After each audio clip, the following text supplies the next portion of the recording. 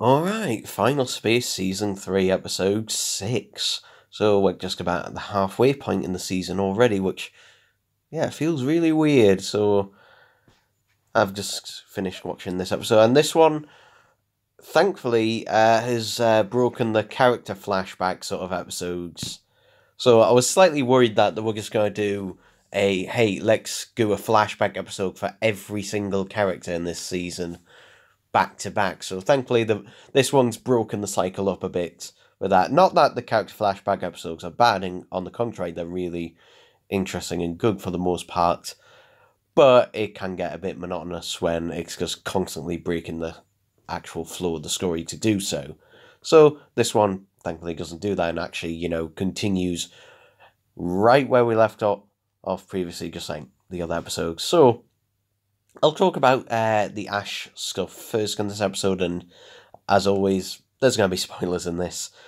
So Ash finally gets to Invictus, and we get a proper look at Invictus, which just appears to be a ball of energy at the centre of a spider web kind of thing. Kind of looks almost like a beating heart, really.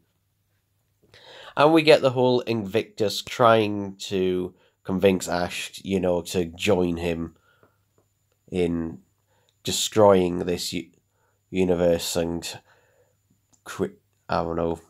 stuff. Yeah, to begin again.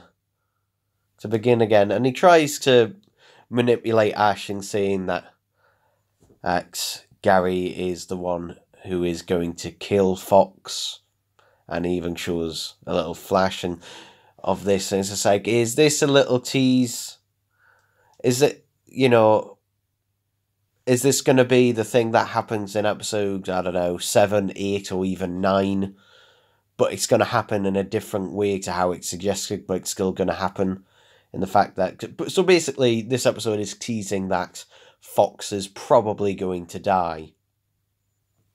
Which is most likely. So Invictus basically gives Ash a choice of either join him or join Gary, and Invictus calls Gary the Gary. It works when the Lord Commander does it, but I don't know why Invictus does this, but okay.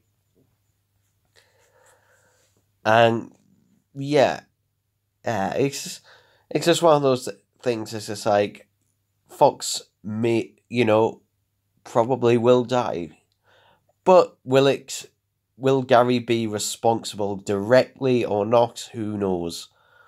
Or will they flip it on its head and have Ash die and Fox live? Who knows? But clearly it's setting up something. So, and also Invictus gives Ash her full powers, and with that, for some reason, she gains a new haircut. Okay. And actually receives her second eye, so now she has depth perception. Hooray. Well, yeah, at the end of the episode, it shows that she has rejoined the Galaxy 2.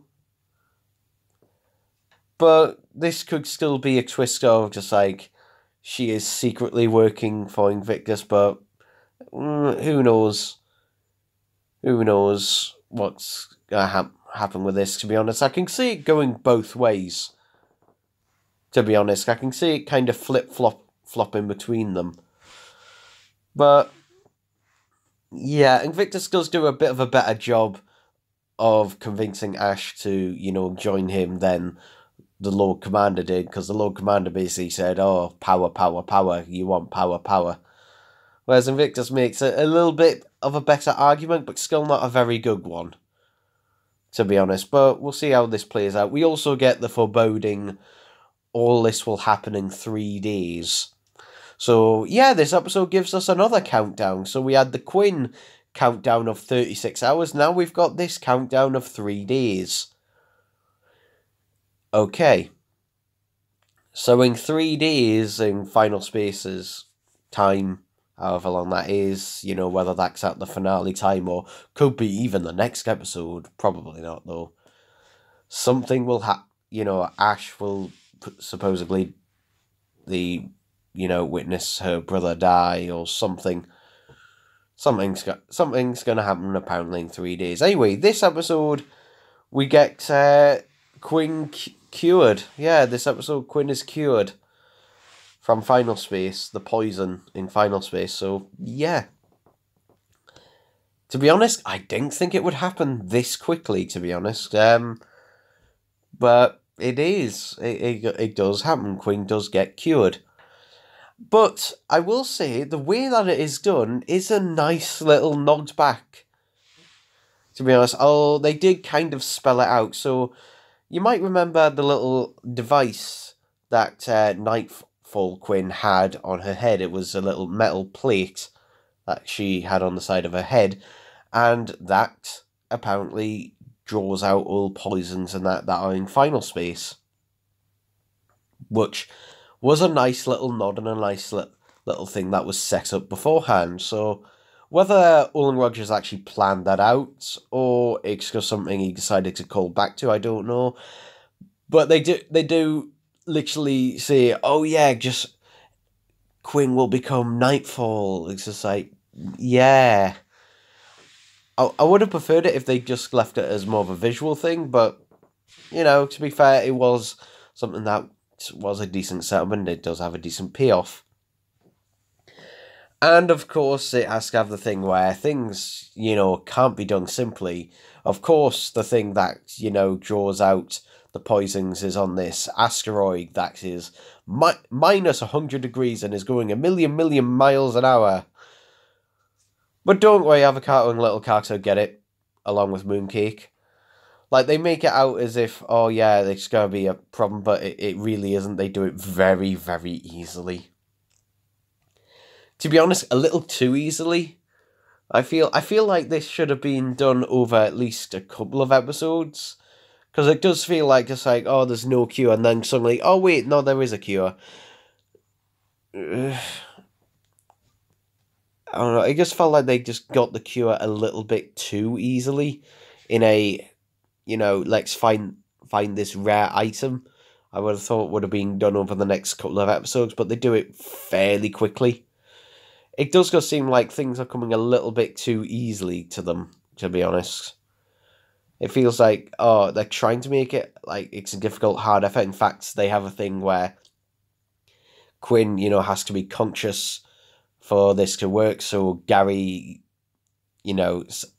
gives you the permission to sync himself up to Quinn to keep her alive in order to do this. But he'll feel all the pain of it at the same time, and they kind of milk it a bit by having him bleed out of his nose and bleed out of his eyes. Okay, something they do though, which I do like, is they do give a couple of nice scenes with Gary's mother. So, yeah, we actually do get to see Gary's mother actually being a little bit more motherly. Kind of, it does show that she does at least care, whereas before it was just like, doesn't she? Kind of, but this one, yeah, I can see a lot more in it. So, fair dues in that regards, but it does feel like she needs a bit more for me to convince that she just went from hating Gary to loving Gary that quickly. But at least they're trying, and it's adding a little bit more depth to her. So, okay, fair dues with that. Tribor has a kind of pointless side plot in this episode. And I mean that quite literally, his side plot is kind of pointless. So I'll explain. So Tribor is fighting some cricket-looking creatures and is going on about how he's the Resistance and blah, blah, blah.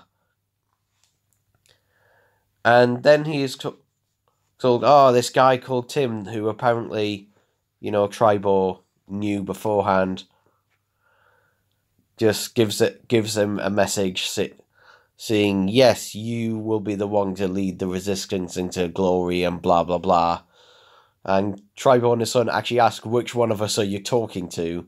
And he doesn't answer that. So yeah, Tribor just like, I don't know, Tribor works more when he's working off someone rather than on his own. to be honest, because the kind of joke of Tribal, you know, yeah, it's kind of running a bit thin, I would say. I mean, are they setting up some... I mean, I guess maybe they're setting up something in the most basic and blunt terms. But oh well. I'm glad, though, this episode wasn't just let's set up a bunch of things. This one did actually have a payoff. Why did Alexa say something? I honestly don't know. But I'm glad this episode, actually has a bit of, a conclusion to some things, because we're getting to the halfway point now. So, if over half the season is just going to be set up of things, yeah, it's nice that some things are now starting to have payoffs. Some like quick in, having the disease of final space.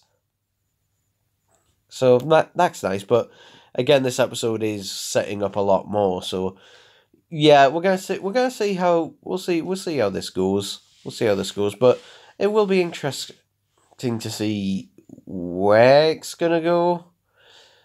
I mean, there is the possibility that Ash and both Fox will live and everything will be fine and hunky dory. But if that is the case, then I'll be frank, I will be a bit disappointed in that, because there is clearly going to be some consequence. There is going to be a death of one of the characters fairly soon. If not the finale, I would say again around episode 7, 8, or 9. The next 3 episodes are one of the next 3 episodes. Like, I can almost guarantee it's going to do the final spacing of just like there's going to be a dramatic shift up. Whether that's going to be Ash revealed that she's actually working for Invictus, or whether it'll be Fox's death. It'll be something like that. But anyway, I'm going to cut it short, because otherwise I'll start to ramble about things. But that's what I thought of this episode. And to be honest, I did enjoy it, actually, probably more than the previous episode, episode 5. Just because this one, actually has payoff for things, and that things that have been something that are starting to pay off. And oh shit, I forgot. There's also that avocado reveal. Whether that will most likely probably get a reveal later on, probably. Yeah. Also, where was the Lord Commander in this episode? Don't know. He just didn't feature at all in this one. But okay. But yeah, I'm going to stop now. But this episode, I think I definitely enjoyed more than probably episodes 4 and 5. I would say probably this is either my favourite or possibly second favourite episode in the season so far. And with that, that's it. I swear this time we're